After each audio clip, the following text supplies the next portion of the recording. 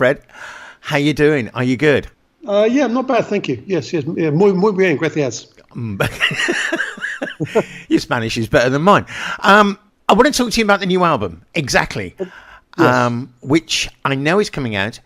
Also, the single, Sweet Treats, which we actually are playing already. Good. Something about the single there that really interested me was the fact that you gave the budget for the video to a charity.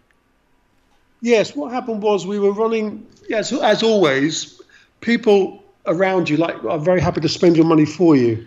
So the budget, and not because they're greedy, they're just from enthusiasm, I think. So a one-day budget turned into two, and a sort of a $2.5 budget or $2 budget suddenly turned into $8. Ouch! So, yeah, exactly. And we self-fund. We're an independent band. We don't have a safety net from a major label or anybody. So we have to be very careful with our pennies. So we just thought, look, let's go back to the original budget. And the money we saved from the $4 budget that was our top end, we will give to Crisis, the homeless charity. So sorry, that was the door banging. So what we did was we gave £2,500 to Crisis for the homeless, partly because homelessness resonates with me in particular, because I had to register as of no fixed abode in the mid-'80s, and when you do that, it's a horrible leveling kind of experience, and it's never left me. So when we are involved with one or two homeless charities, yeah. And I mean, that's an amazing thing to do, especially with somebody like yourselves. I mean, Crisis isn't a charity that everybody shouts about and everybody knows about it. So to adopt a charity like that is brilliant. Yes, yeah, well, it is. I mean, they were very, very happy, as I think they should be. But it's also, I actually do think, if you look at the statistics, I don't know, I can't remember what it was exactly, but the majority of people are 1 month away's pay from being skint. And so if you lose your job, you've got a month of grace. Do you know what I mean? Yeah. And I think it's a very, for people, if you've got a family, you've got bills like everyone else, it's a pretty precarious situation to be in. And I think we're all, just a heartbeat away from difficult times. Well, not all of us, sadly. The Rothschilds aren't, or the Rockefellers, but No. Normal people are, like us. And so, I'm very aware of it, and we've been very lucky to make a lot of money and also lose a lot of money. We being that the homeless thing just resonates with us, Now, you then, instead of actually doing the big budget thing, you then traipse down to a pub in Slough and just have a party.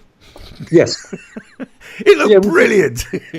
Yeah, we went to this funny little neighbourhood bar called the Wheat Sheaf. And they were absolutely fantastic. They were lovely people. And what we did was we took our cameras in there and we bought everybody a few drinks and we bought them pizza. And we jumped around for about 4 hours until everybody got too tired and drunk, and we left. It's just amazing. It looks like it's just one hell of a good party when you watch the video. It was. I mean, the people were really great. The landlord and the landlady were really accommodating. The people were lovely. There was no airs and graces. We did about, let me think, over about 4 hours. I think we did about 6 run-throughs, maybe 7. And that was it. Lots of people gave up their time, and I think it was a Saturday night, wasn't it? Yes, yeah, that was a Saturday night. So lots of people gave up their time and their Saturday night to come and spend it with us, and we were very appreciative. That's amazing. It really is. One thing I got to ask you. Okay, I got to ask you. Is it really over 25 years since I'm Too Sexy? Yeah, 26 this July. Yeah, I don't. I know. What a nightmare. Yeah, I know. It goes in a heartbeat. Yep. Is it really a sort of weight around your necks, or do you still love that tune? I do love it, actually, because I love it from the point of view of what it did to our lives, because to have a song that big in your repertoire is extremely fortunate. It can be a burden if people want it to be. It's not a burden for us, no. But other people make it a burden. If they want to use the one-hit wonder thing, which suits. If people want to have a go at you, it suits their narrative, And my brother's making lots of noise in the kitchen. I've got no idea what that is. So it can be, but because fortunately we had other big records. I mean, Don't Talk Just Kiss was a massive record in South America, probably bigger than Sexy in some territories. Then Deeply Dippy was bigger than Time Too Sexy in the UK chart wise. But also Time Too Sexy sort of went on and it became this kind of industry on its own, because it's been in over 50 movies, over 100 commercials. So it's really worked its socks off, as a song. And to have a song like that, we are very, very fortunate. So I think you have to see the upside. It's too easy to see the negative in things. Yeah. I was going to say about classic artists, and a revival in the classic artists, Blondie, Texas, yes. ABC, and now Right Said Fred. But when you look at it, Right Said Fred have never actually stopped. No, we didn't. I mean, what we did was we had a few personal problems. My brother's partner was very ill for a long time. He had cancer. Then mum had Alzheimer's, and also then I became ill. So we had a bit of a nightmare. So what we did was, although we were recording, we didn't really go onto the promotional road. And we did shows that were easy and lucrative because we had other things in our lives taking up time. So to be honest with you, we took our foot off the pedal in some ways, but also kept working at a more manageable level. So we went and did quite a bit of TV in America. We did a whole bunch of shows throughout Europe. We did a lot of private work because they're well paid and they're easy, to be honest with you. And now, in the last 2 years, we've written a new album. We've got a new band. We're doing some festivals this summer. And, so Mum's passed away. Richard's partner passed away. My health is a bit better. So we're sort of in a place where we can focus. And we're not one of those people. We're not very good. I think maybe it's because we're family. We're not very good at detaching our personal lives from our professional. Yeah. So if our personal life is very difficult, it reflects on our professional life. And that's just how it is. There's no wrong or right about it. That's just how it is. Now, you mentioned their festivals and things like that. And I noticed from looking on your website that there is a full tour coming up, including a thing called Bug Jam, which is something I've been to quite a few times when I was back in the UK. The kind of tour that you're looking at, though, isn't... I don't want to say it isn't rock and roll, because it is, but it's not what you would normally regard as rock and roll, is it? What do you mean? I don't know. What do you mean by that? Sorry. Well, things like Bug Jam and things like some of the other festivals that you're doing, like Bear over in Ireland. Yes. They are... Yeah, I mean, Bear's weird because we're supporting House of Pain. That's going to be bizarre. Bizarrely, also, I'm Too Sexy is a very big record in the hip-hop community. We've had loads, when we're touring, loads of hip-hop artists that have come up. I mean, everyone from 50 Cent to Exploited to Flavor Flav and all these, and come up and tell us what a great record it is, because people think it's spoken. It is a melody, but it's quite deep, the vocals. So for a lot of black artists, it's sort of that track resonates. So maybe the House of Pain thing will make sense. It'd be interesting to see if they come and watch us play I'm Too Sexy. But I think, Bestival's pretty, Bestival's Bryan Adams, Cornbury is with the Pretenders. Bug Jam, I have to honest, they haven't confirmed yet. I don't know what's going on with Bug Jam. Actually, to be honest with you, I don't know much about the festival. They just came to us and said, "Will you play?" We said yes, and then we asked for some money, and they went very quiet. Oh, it's typical. which is a familiar story, So we'll wait and see. But yeah, I think for a band like us, we have this sort of weird family demographic. We have a lot of young kids because of Sexy and Deeply Dippy like the band, and we get a lot of fan mail from teenagers and kids in their early 20s. So I don't know. I think I'm a bit of a mix, really. I mean, we've never been particularly rock and roll we're a pop band, so we've done pop festivals. Glastonbury has always given us a wide berth, and they've always refused to have us. And which is weird because they have bands that play our songs. They had, I remember, Wonder Stuff encored with Deeply Dippy.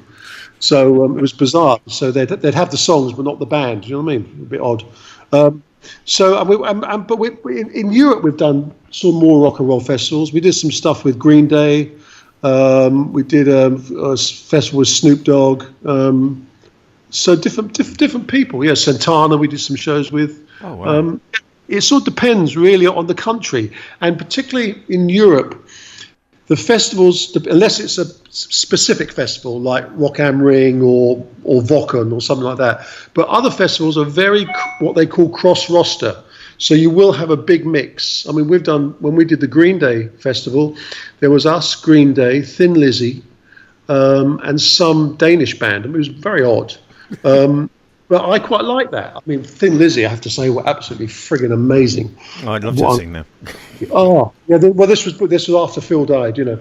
So it was with Snowy White, I think, was on vocals, but the band just sounded immense, absolutely brilliant. And Green Day were just mad because they dressed up as insects, and it was very, which I really liked. One walked on as a bee. It was very funny. So it's sort of mixed. I think the UK is a bit of a funny market for festivals. It takes itself very seriously. I don't know. I think we're sort of one of those bands with a bit of a foot in. We're an independent band, so we have a foot in the independent market, but we're not really seen like that. We're seen as a pop band, and so we get pop festivals, you know. Now, I know that you also do a lot of I don't want to say alternative stuff. That's not right. But for instance, things like you've been doing a promotional tour to promote Exactly. And one of the things I've noticed you were doing was security at Comic Relief. How'd you get that gig? We've got a history with Comic Relief because we did the official song in '93. So we know all the people involved. And they asked us just to do a cameo role. We were in the middle of a promo tour, so we couldn't get more involved. So we just literally went along for a couple of hours, and there was us and Christopher Biggins, and he was great fun actually. He was fabulous, and we did the quick thing, quick bit of security with this 360 sort of weird camera they've got, and it was fun. We do try and get involved in charity stuff where we think where we have the time and it works. You know, we've done a lot of stuff for the Royal Marsden and various different charities. So, but it has to fit in. Yeah, we also have to make a living. You know. Yeah, and that's the thing that sometimes people don't realise that you guys can give up your time, but on the other hand, you have to make a living at the end of the day. Yeah, you do. I mean, people actually ring up. They'll not ring up, but they'll email you on a Saturday morning and say, "Can you come to our pub tonight? There's a raffle." And you go, actually, no, I can't. Thank you. You know, or I've got a barbecue and we're raising money for this. Can you come? And I think if I phoned up my dentist and said, we've got a party tonight. Can you come and look at my mate's teeth? I think they'd think, what are you talking about? You know, but because you're a band, people expect you just to turn up and do stuff, irrespective, and they actually don't understand the cost of a band. I mean, when we're out on the road this summer, the first 6 shows we run at a loss because we have to pay for the rehearsals and pre-production. Yeah. So the first 6 shows we make no money, apart from the band do, but we don't. And that's pretty common. I read a thing with Dave Gilmour. He said the same. I mean, obviously a much bigger artist than we are, but their first 6 shows pay for their pre-production. And that's quite common. And I think it's like anything. It's like, if you sit down and talk to an architect, what it takes to put a shopping centre together and build it and organise it. It's probably the devil is in the detail. That's it. It's putting it all together, isn't it? It's like when you go in the studio. I mean, people think you go in, you press a tape machine, you sing the song, you walk out. Yes. Yeah. It's just not like that. The studio is the fun part. I mean, it's the now particularly it's very challenging to make money out of music. It is very, very difficult. And we're fortunate because we have pipeline money because we write everything we do. So we have content that's already out there that makes us money. So we're very, very fortunate. But for new bands, it must be an absolute nightmare. I've got no idea, apart from it's easier to record and cheaper to record than when we were younger because it's not dominated by the big studios anymore. But having said that, once you've made your record, you've got how you begin to make that work as a young band. I think hats off to them. It must be very difficult. I've got a question for Richard, if you don't mind, if he's around somewhere. I want to know. He's actually had to take another call. Oh, right. Because we've got loads of interviews today. So, but I can probably answer for him. Is it true that Richard actually spoke at the Oxford Union debate? Yes. No. Yes, he did. Yeah, he did. He was invited, and he went along, and I think he was discussing Brexit. I believe. I think, was it Brexit or was it the LGBT, the lesbian gay thing? I can't remember, but he did. Yes, and he did very well. Apparently, I didn't go. All power. Yeah, but yeah, he's good at that. He's good at. I mean, we've been at shows where the audiences have been very, very volatile and very vocal and give you a hard time. And he's particularly skilled at controlling an audience. He's very, very good at it. And tens of thousands of people all shouting and screaming at you, and and within minutes they'll all be quiet. Brilliant. So he has quite a gift. Yeah, has quite a gift for that. And it's rare because you see a lot of artists corpse under those conditions. Yeah. But I think that comes from what we did as kids. You know, when we toured with Suicide and Joy Division and those bands in the late 70s. I can remember we played Eric's in Liverpool, and people were urinating into their beer glasses and throwing it at you. So yeah. So when you've been through that, it takes quite a lot to knock us off our groove, if you like. We're quite good at standing our ground. So yeah, we don't get put off very easily. Now the album, just coming back to exactly. Yeah. You've written most of that, haven't you? We've written all of it. Co-wrote. Well, when I say we've written it, Rich and I tend to co-write most stuff. We generally like to work with a third party because sometimes Rich and I aren't very good at what you call closing the deal. We don't always. We have the original idea, but we don't necessarily get to the killer punch. So that objectivity, we like to get that through working with other people. That said, we have got songs we've written ourselves, but predominantly on this album, it's all co-written. Yeah. And Sweet Treats, is that one that you both had a hand in as well? Yeah, we co-wrote that with Paul Statham. Paul's sort of notoriety was through people like Sisters of Mercy, Dido, Simple Minds, Kylie, those sort of people he's co-written for. And he's a very talented, bit of a space cake, but he's very talented. He's a good guy to work with. Yeah. On first listening, the thing that struck me about that track is, although it is definitely Right Said Fred, it is also very relevant. It's very modern. It's great. Yes, I mean that was sort of the idea, and I think partly it's the chords. We in that particular song, there's a lot of major sevenths and minor sevenths, and it gives a bit of a disco vibe. It has that sort of chords you get in a lot of the old Motown stuff as well.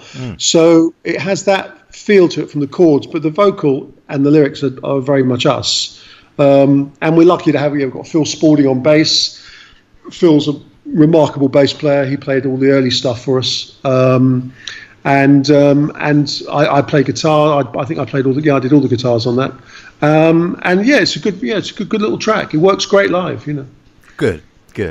Okay, Fred, well, I know you've said, and obviously I'm aware of it, that you guys are extremely busy at the moment. You've got a lot of work to do. Yes. Getting out there with Exactly and also with Sweet Treats. Yep. So can I just say thank you so much for taking the time out to chat with us. Absolute pleasure. It's been a pleasure talking to you, and maybe I'll see you on Facebook soon. Yes, exactly. Thank you very much. We appreciate it. Thanks for your support. Just one thing before I let you go. The album is available on iTunes and all the local, all the usual things. Yep, as we speak, indeed. Brilliant. Okay, Fred, once again, cheers, mate. Thanks a lot, mate. Thank you. Cheers. Bye. Bye.